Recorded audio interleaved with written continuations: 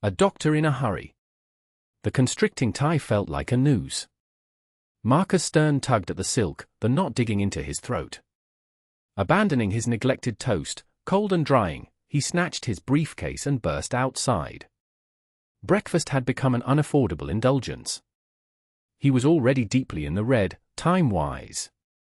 The city air slammed into him, a dense miasma of exhaust and blaring horns.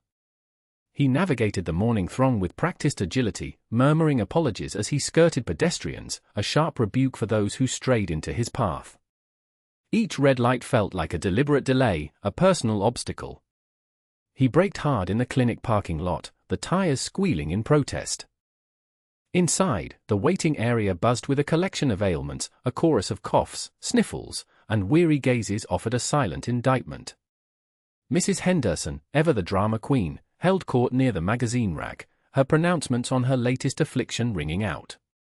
"Morning, doctor." Brenda, the receptionist, greeted him, her smile a taut mask. "We're running behind." Mrs. Henderson arrived before opening, and Mr. Abernathy's appointment overran. Marcus felt his carefully constructed composure crack. "Behind?" "Brenda, the schedule is a precision instrument." "What did I say about overlapping appointments?" He knew she was not fully to blame, but the pressure mounted, a crushing weight on his chest. Brenda visibly recoiled. "I didn't, doctor. It's just, these things happen." And Mr. Abernathy needed to discuss private matters. Private matters? This is a medical practice, not a therapy session. He regretted the cutting tone as soon as he saw the hurt flicker in Brenda's eyes, but the words were already released. He sighed, dragging a hand across his exhausted face. "Just keep things flowing, please. And maybe steer Mrs. Henderson away from the genuinely unwell. Her complaints are catching." He moved past her station, the mingled odors of antiseptic and stale coffee assaulting his senses. A chart already awaited him, a young woman complaining of persistent cephalalgia. He scanned the notes, his mind already jumping ahead to the next in line, the next ache, the next potential catastrophe. He barely noted the name, Sarah Jenkins. He pressed the intercom, his voice sharp and businesslike. "Miss Jenkins, please come in." He didn't glance up as she entered, already reaching for the cold metal of his stethoscope. The clock ticked on the wall, each tick a hammer blow against his dwindling reserves. He needed to be efficient, diagnose swiftly, prescribe effectively, and push forward. Empathy was a luxury he couldn't accommodate this morning.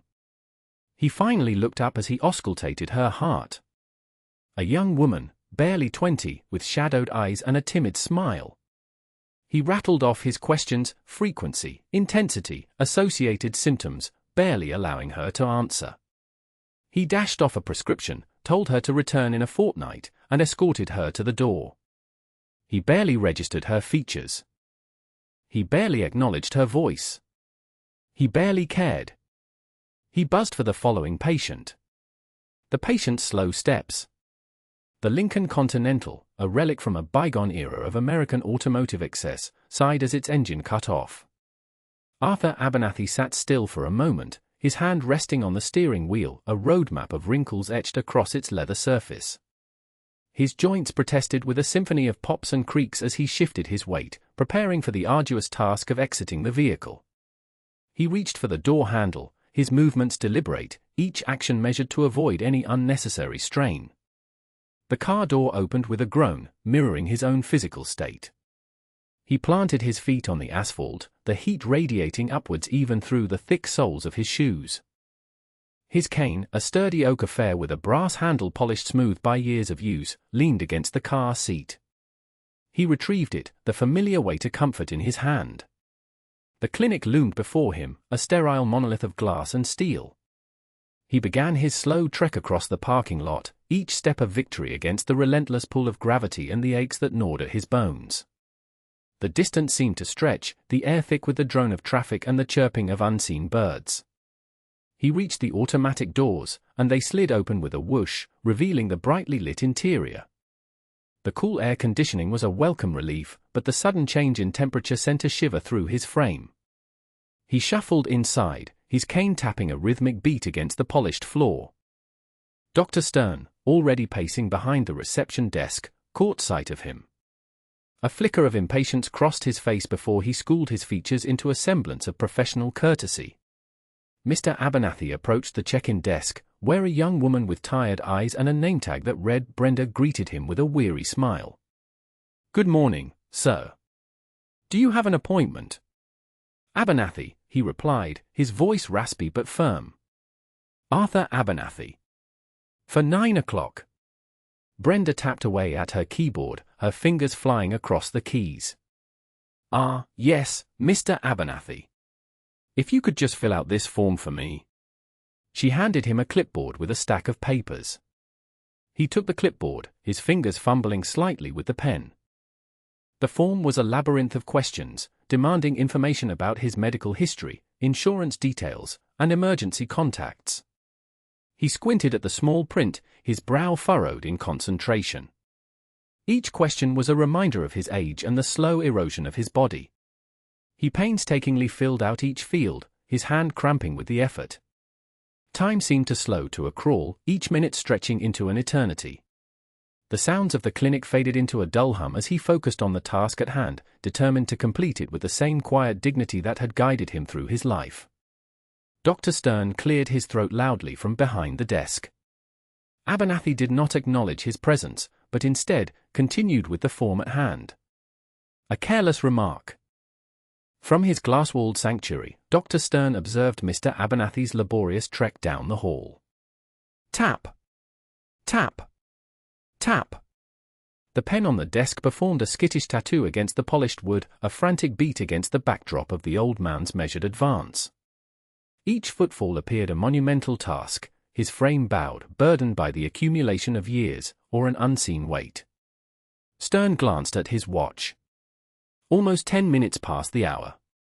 Promptness was a cornerstone of his practice, a principle seemingly disregarded by too many. Time was a currency he valued above all else, its passage a relentless, unstoppable river. He perceived tardiness as a personal affront. Nurse Emily's arrival was announced by the near-silent whisper of her steps. In her hand, she carried Abernathy's file, its edges sharp. "Mr. Abernathy is here, doctor." "So I see," Stern murmured, eyes still tracking the slow progress toward reception.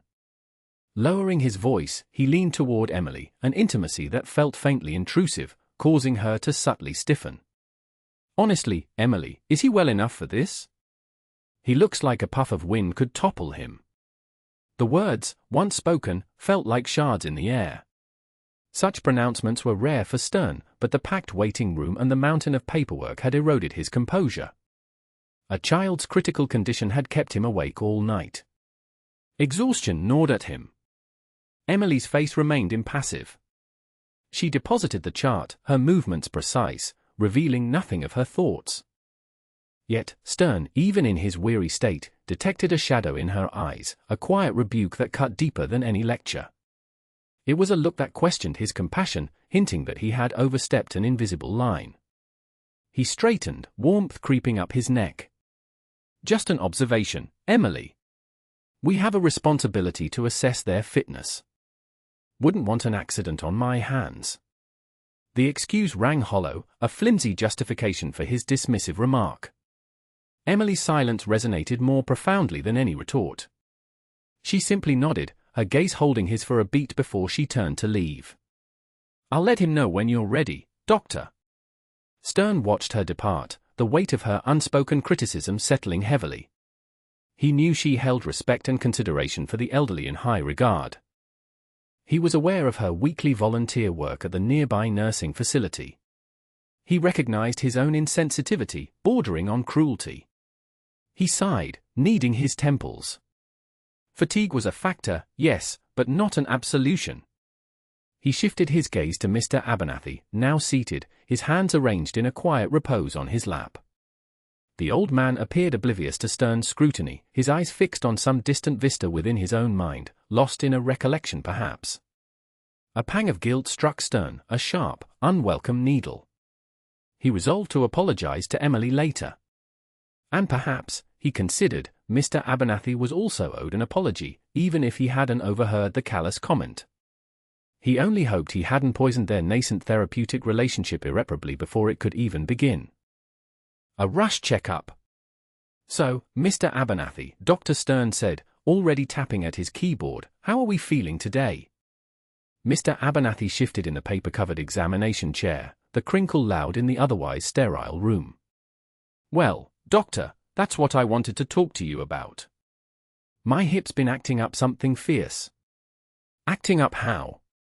Stern's fingers flew across the keys, not looking up.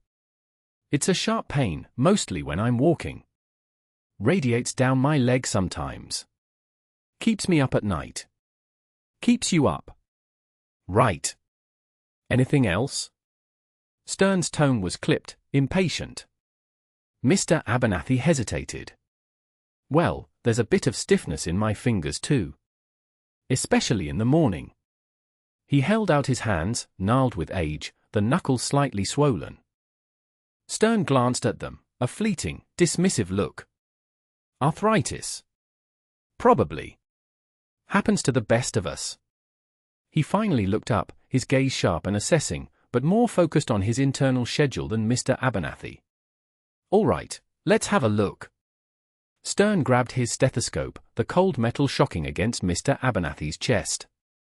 "Take a deep breath," he instructed, listening for a scant few seconds before moving to the next spot. Again. He barely waited for the second breath to be completed. "Now, let's see this hip," Stern said, already positioning Mr. Abernathy. "Just going to check your range of motion." He moved the old man's leg with brisk, almost careless motions. "Ouch," Mr. Abernathy winced, his face tightening. "Right there, doctor. That's the spot." Stern barely paused. All right. We're done here." He straightened up, dusting off his hands as if he'd been handling something unpleasant. "Sounds like arthritis, like I said. We can prescribe something for the pain, maybe some physical therapy." "But doctor," Mr. Abernathy began, his voice tinged with a quiet desperation, "it's more than just stiffness. It's a constant ache, a deep throbbing. It's impacting my sleep, my ability to." Stern cut him off with a wave of his hand. "Look, Mr. Abernathy, I understand you're in pain. But these things take time. We'll start with the basics, see how you respond. If it doesn't improve, we can explore other options." He turned back to his computer, already typing notes. "I'll have the nurse send over a prescription for pain relievers and a referral for physical therapy. Follow up in a month, and we'll see where we're at." Mr. Abernathy stared at the doctor's back, his mouth a thin, disappointed line. He'd hoped for more, for a real examination, for someone to truly listen. But Dr. Stern seemed already halfway out the door, mentally moving on to his next patient. He lowered his head, the silence heavy in the room. He had lived through times where he had to be strong. He could endure. The old age diagnosis.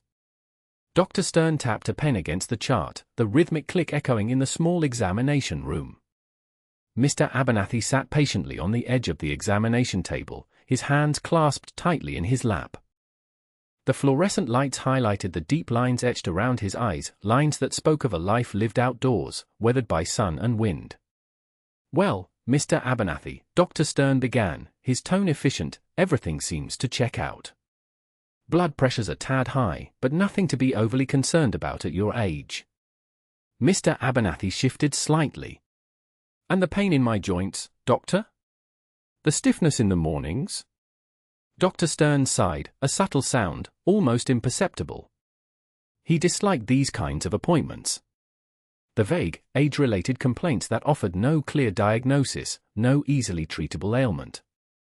"It's just old age, Mr. Abernathy. Wear and tear. Happens to the best of us." He scribbled something on a prescription pad. "I'm going to prescribe you a mild analgesic. Take one in the morning, one at night. Should help with the discomfort." He tore off the prescription and handed it to Mr. Abernathy. The paper felt crisp and new in the old man's gnarled hand. Mr. Abernathy looked at the name of the drug, a generic pain reliever he recognized from television commercials. "Is that all, Doctor?" Mr. Abernathy asked, his voice quiet, almost hesitant. Dr. Stern glanced at his watch.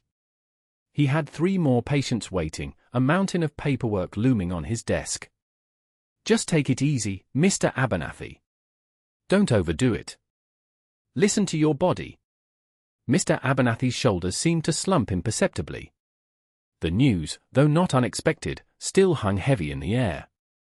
He'd hoped for something more, perhaps a targeted therapy, a glimmer of hope that he could regain some of his lost mobility.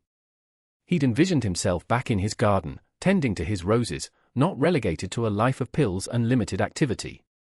"Is there anything else I can do?" he asked, his gaze fixed on the prescription in his hand. "Some exercises, perhaps? Or a different kind of treatment?" Dr. Stern stood up, a clear signal that the consultation was over. "At your age, Mr. Abernathy, the best thing you can do is manage the pain and avoid aggravating it. These pills should help. If things get significantly worse, come back and see me." Otherwise, he trailed off, offering a perfunctory smile. "Take care." He ushered Mr. Abernathy towards the door, his hand lightly on the older man's back. Mr. Abernathy walked slowly, his steps measured, a faint tremor in his hand as he clutched the prescription. He paused at the doorway, turning back to Dr. Stern. "Thank you, Doctor," he said, his voice tinged with a disappointment he couldn't quite mask. Dr. Stern nodded, already turning his attention to the next chart. He barely registered the faint scent of Old Spice and something else, something earthy and familiar, that clung to Mr. Abernathy as he left the room. He was already formulating his opening remarks for the next patient, a young woman complaining of fatigue and anxiety. He needed to be sharp, efficient. Mr. Abernathy was already fading from his memory, just another statistic in the endless stream of patients seeking relief from the ravages of time. The spilled wallet. Mr. Abernathy edged toward the exit, his stooped posture a shade more defeated than before. The office's harsh lighting seemed to amplify the stark silence that followed Dr. Stern's words. A ticker-tape parade hadn't been expected, but a modicum of regard? A sliver of acknowledgement, perhaps? He reached the portal and hesitated, his hand hovering near the cold steel. Glancing back, he saw Dr. Stern already consumed by his computer, the staccato rhythm of the keyboard a brusque counterpoint to the ache in Mr. Abernathy's chest. "Thank you, Doctor," he murmured, his voice a threadbare whisper. A grunt was the only reply, offered without a glance. With an inward sigh, Mr. Abernathy turned to leave. He reached into his overcoat for his wallet, intending to secure it before venturing out. His fingers, gnarled with age and a touch of anxiety, grappled with the familiar leather. The bifold, carried for decades, felt suddenly foreign in his grip. He tried to return it to his pocket, but the lining caught, resisting his efforts. "Just a moment," he mumbled, wrestling gently. Then, disaster. The wallet escaped his grasp, hitting the floor with a sharp report. Its contents scattered like fallen leaves, time-worn photographs, frayed receipts, a jingle of coins, unfolded bills. Mr. Abernathy froze, a wave of humiliation washing over him. He bent slowly, his joints singing a chorus of complaint. "Oh, for crying out loud," Dr. Stern grumbled, finally lifting his head. His brow furrowed in an impatient V. "Are you quite all right, Mr. Abernathy?" The question was edged with thinly veiled annoyance. A flush crept up Mr. Abernathy's neck. He knelt on the floor, his trembling fingers struggling to corral the wayward items. A picture of a young woman in army fatigues gazed up at him, the faintest trace of a smile gracing her lips. Another depicted him, impossibly youthful, grinning beside his wartime comrades, arms linked in camaraderie not felt in decades. "Just a bit clumsy, Doctor," he stammered, his voice thick with shame. He gathered the scattered coins, his thumb tracing the smooth surface of a silver dollar he'd possessed since forever. Dr. Stern tapped his pen against the desktop, a rapid, insistent beat. "Perhaps I should summon someone to assist you, Mr. Abernathy. Other patients are waiting." The unspoken message hung in the air, "You are wasting my valuable time." Mr. Abernathy straightened, his back protesting the movement. He clutched the recovered items, the edge of the silver dollar biting into his skin. Meeting Dr. Stern's dismissive stare, his own eyes reflected a quiet, unyielding dignity. "No, Doctor. I can manage." He would not be hurried, would not be rushed. He would salvage his pride, even on his knees, gathering the fragments of a life. A Medal of Honor. Dr. Stern suppressed a sigh, a metallic bitterness coating his palate. Abernathy's meager possessions lay strewn across the drab floor, a dog-eared western, a ravaged bag of peanut brittle, a cartoonish coyote grinning from a cracked mug. Already running behind, Stern found himself further delayed by Abernathy's glacial pace. "Allow me," he offered, his tone sharper than intended. He knelt, his joints complaining at the abrupt angle, and started gathering the scattered items. Abernathy simply murmured, "Thank you, Doctor," his voice a dry rustle. Stern scooped up the peanut brittle, its saccharine aroma did little to calm his jangled nerves. He returned the paperback to the worn suitcase, its leather etched with time. As he reached for the mug, a glint beneath a wadded handkerchief snagged his attention, the muted gleam of aged gold. He lifted it. A medal, weighty in his palm. The ribbon, its original vibrancy long faded, displayed a recognizable pattern of cerulean and astral stars. The bronze surface depicted Minerva, Roman deity of both wisdom and war, repelling discord. Beneath her, an eagle clutched an olive branch and arrows in its talons. Despite the tarnish of years, the fine details remained distinct. Stern's breath caught. He flipped it, tracing the engraved inscription, "The Congress to." Grime obscured the recipient's name, yet the object's significance settled upon him like a tangible burden. He knew its import. Images were ubiquitous. Every child recognized it. But to hold one, to feel its dense presence, was a revelation. This wasn't a common bauble. This was the Medal of Honor. His gaze flew to Abernathy, who watched him with an unfathomable serenity. No pride shone in his expression, no hint of anticipated acclaim, only a quiet, almost resigned acceptance. A wave of mortification surged through Stern, a scalding flush. He recalled his earlier impatience, the barely veiled condescension.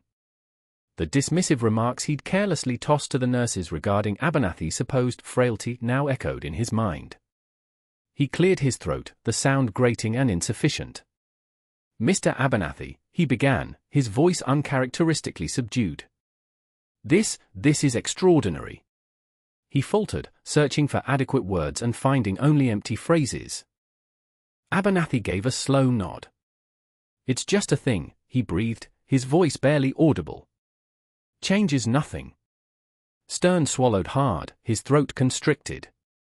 He gently placed the medal upon the handkerchief, his movements clumsy. He longed to express something, anything, to bridge the vast expanse of his own ignorance and presumption. But words eluded him. He felt diminished, exposed, vulnerable.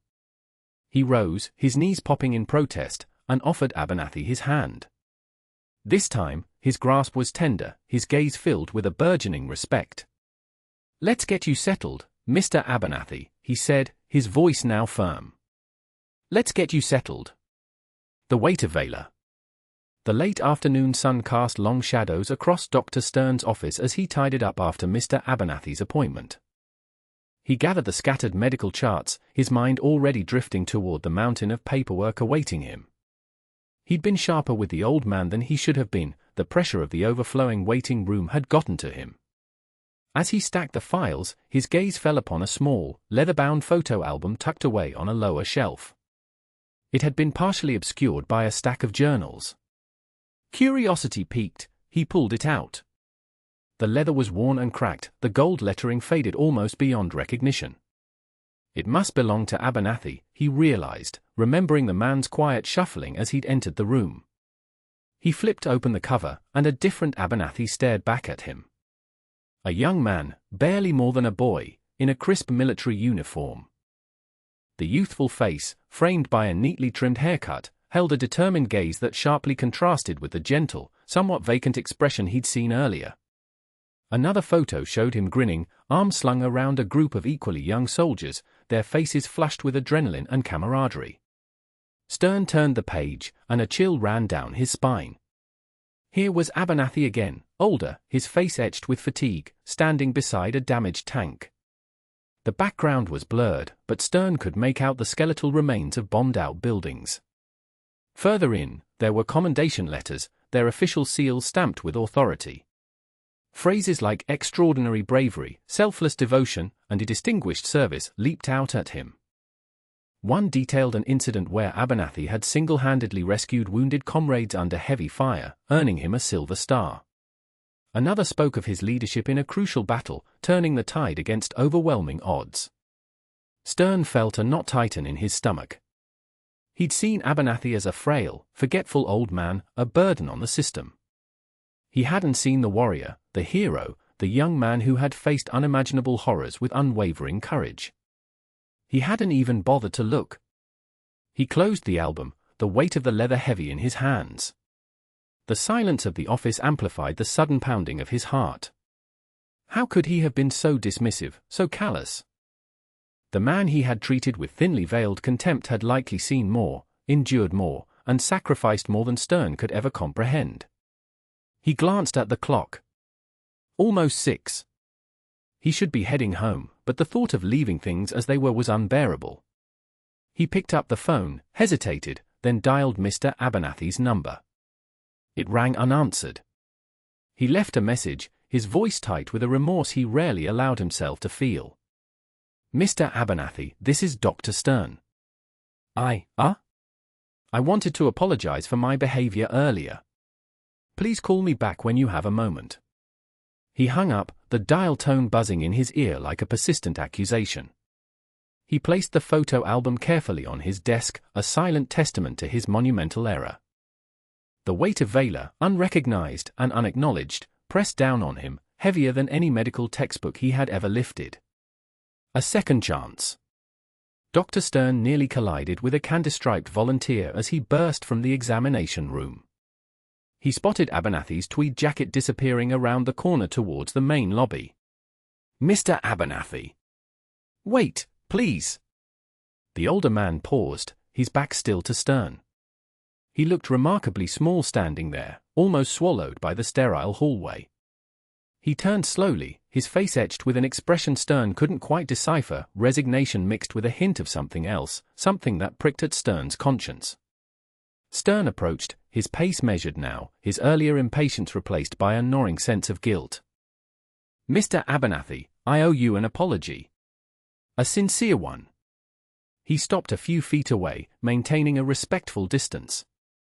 The fluorescent light seemed to amplify the lines on Abernathy's face, the weary set of his shoulders. I was dismissive, Stern continued, the words feeling inadequate, clumsy. Rushed. I didn't listen, and I certainly didn't treat you with the respect you deserve. My behavior was unprofessional and, frankly, unacceptable. He swallowed, meeting Abernathy's gaze. The old man's eyes, a startling shade of blue, held no anger, only a quiet understanding that made Stern feel even worse. Abernathy remained silent for a long moment, his gaze unwavering. The silence stretched, amplifying the distant hum of the hospital machinery. Finally, he spoke, his voice a low rumble. Apology accepted, Doctor.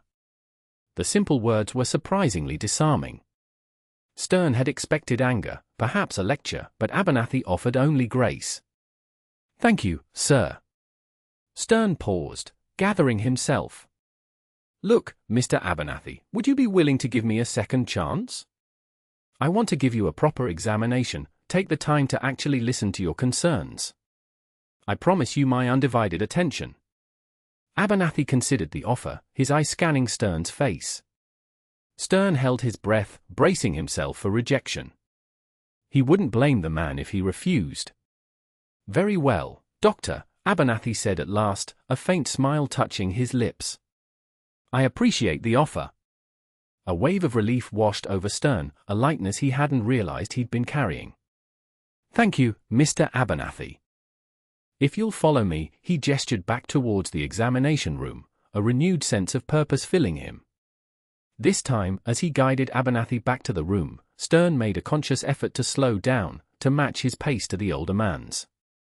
He pulled out the chair, a small, almost courtly gesture. He asked about Abernathy's day, about his family, about anything other than medical jargon. He listened intently to the answers, truly listened, and slowly, the wall that had separated them began to crumble. The examination itself was thorough, unhurried. Stern asked detailed questions, palpated gently, and explained his findings in clear, understandable terms. He noted the slight tremor in Abernathy's hands, the faint wheezing in his chest, the subtle discoloration around his ankles. He didn't interrupt, didn't rush. When he was finished, Stern sat across from Abernathy, his expression serious. "Mr. Abernathy, there are a few things I'd like to discuss with you. Nothing immediately alarming, but we need to run some further tests." Abernathy nodded, his eyes calm and steady. "I understand, Doctor. Whatever you think is best." Stern felt a profound sense of respect for the man, a respect that had been glaringly absent earlier. He extended his hand. "Thank you, Mr. Abernathy, for your patience and your understanding. I assure you, you're in good hands." Abernathy grasped Stern's hand firmly, his grip surprisingly strong. "Thank you, Doctor. I believe I am."